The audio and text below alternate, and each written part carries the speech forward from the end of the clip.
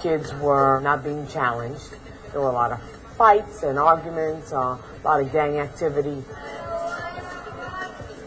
It was a very difficult student population in terms of, low test scores and in terms of violence in school and in terms of a tough neighborhood. When I first got here, I signed on to do a very academic job. But in reality, some of the things that were happening in the hallways and with discipline and with school culture were preventing anybody from even thinking about doing that kind of job. It wasn't a place that was very conducive to learning.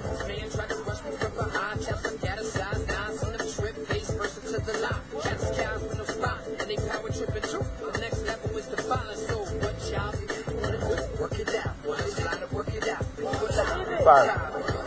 I'm watching. Jason said, my vision is to have all the students with laptops, do their homework online. I said, Jason, I've been doing this 25 years.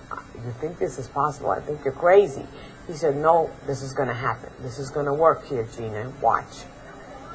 Knowing where the school was and what everyone has told me about working at a school in the Bronx, I'd had doubts about some of his ideas initially. So what'd your mom think? Great. Keep it up, okay?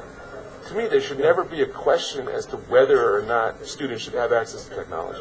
Email it to me when you get it. I will let you know.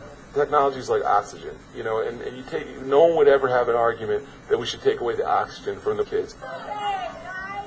The kids are constantly navigating through technologies in their life, so I think if anything, we make school make more sense for them when we provide them with opportunity to use technology. Please log in. I was worried about the computers coming to my class, and I wondered, would that hurt my students?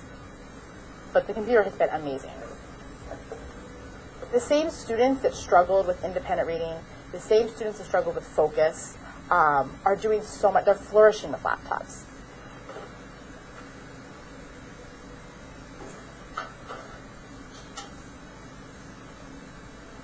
When I opened my computer, the first thing I said was, wow. Okay, when you get your computer, you're going to Monday's lesson now. We get to do interesting things by ourselves. When you're going to the Google form that says, here, We feel independent. 5C of your email. So we read the passage, and she gives us another email, which is a spreadsheet. Okay, please submit your answers. We need to put our answers in the spreadsheet and then submit it. Danielle, did you submit? I don't have yours yet. Ellie missed 22.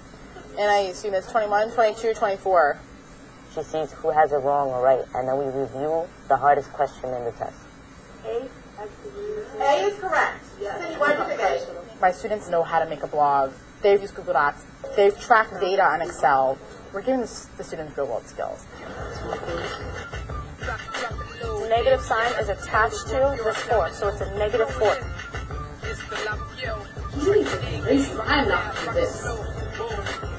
So, finish up your Google documents. I started in 2002. Anybody have any questions? A couple of years ago, I just used chalk.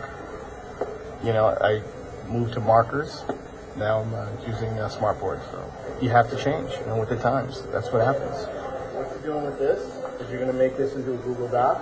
I'm starting to use the computers a lot more, using the Google sites and documents and things like that. It has its benefits, but it can be distracting sometimes.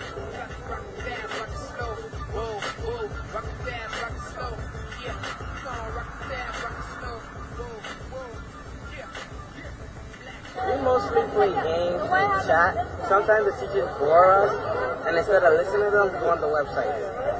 But we always make sure we get our work done. Teacher comes to something, they'll switch it so the teacher won't see them. It's mostly MySpace, AIM, and games, but at the same time doing our schoolwork.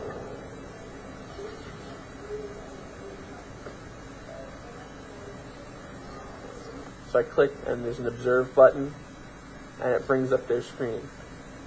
Photo booth is always fun. A lot of kids are just on it to check their hair, do their makeup, the girls, they just use it like it's a mirror. So wait, do all the kids have the cameras on? 6th and 7th grade have cameras. This kid looks like they're editing their MySpace page. She doesn't need to be doing that. They don't even realize that we're watching. I always like to mess with them and take a picture. You know, 9 times out of 10 they duck out of the way because they don't, and then they shut down and they get right back to work. And I think the kids know what is expected of them, but they also want to do all their other things, and they feel that there's nothing, as long as they're doing their work, there's nothing wrong with them chatting, looking at themselves in the mirror, as long as it gets done by the X amount of time that they have.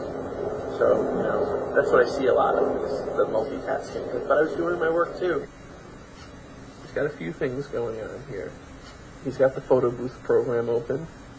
He's got his social studies project open, school email open. You know, because they're teenagers, the impulse is always going to be there to break boundaries and to test limits. Okay, please log into your Mockingbird Friends pages.